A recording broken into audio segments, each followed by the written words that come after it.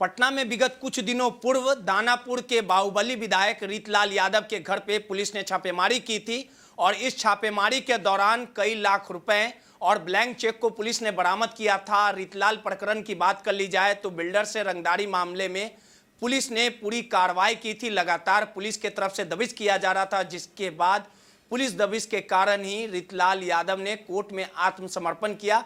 अब इस पूरे मामले को लेके बीजेपी के तरफ से बीजेपी का जो ऑफिशियल पेज था उसमें 3 विधायक जो आरजेडी से ताल्लुक रखते हैं उसे वांटेड बताने का काम किया था और बीजेपी का सीधे तौर पे कहना है कि सुशासन के राज में अगर कोई गलत करेगा तो उन पर कार्रवाई की जाएगी।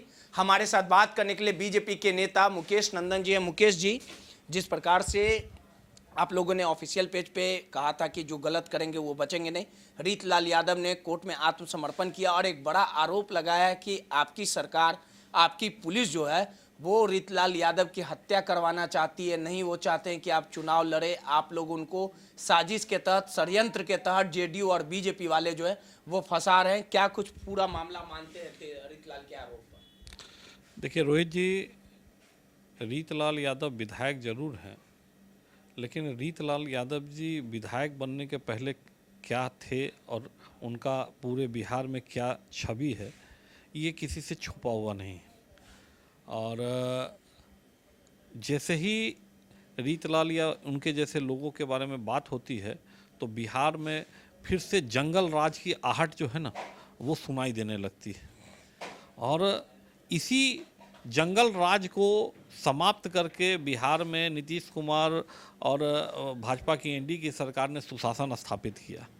ऐसे लोग सुशासन के लिए एक बड़ी चुनौती है और निश्चित तौर पर उस चुनौती को हम लोग स्वीकार किए हैं और ऐसे लोगों के खिलाफ कार्रवाई जो है वो पहले भी हुई है और अभी भी हो रही है और आगे भी होगी। अब राजनीतिक आरोप प्रत्यारोप का जहाँ तक सवाल है, कानून जब अब काम करेगा तो निश्चित तौर पर ऐसे लोग जो है कुछ न कुछ अपनी बात रखेंगे। मैं राष्ट्रीय जनता दल को और ख़ासकर तेजस्वी यादव को स्पष्ट चेतावनी दे देना चाहता हूँ कि इस प्रकार के जो दागदार छवि के लोग राष्ट्रीय जनता दल में, जिनकी बहुसंख्यक बड़ी संख्या में ऐसे दागदार लोग जो है, रीतलाल यादव ही केवल एक चेहरा नहीं है, इनके जैसे कई सारे लोग जो है वो दागदार लोग हैं और उनकी आपराधिक पृष्ठभूमि है और ऐसे लोगों पर कार्रवाई होगी। और ये इस कार्रवाई का विरोध करने से किसी भी प्रकार का कोई राजनीतिक लाभ राष्ट्रीय जनता दल और महागठबंधन को नहीं मिलने जा रहा।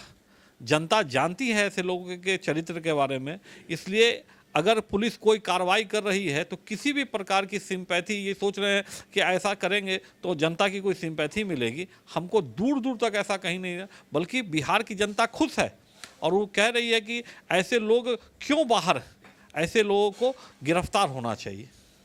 एक तेजस्वी यादव ने सीधे तौर पे कहा था कि बिहार पुलिस जो है वो टूल्स बन के रह रही है, वर्तमान सरकार पुलिस का इस्तेमाल कर।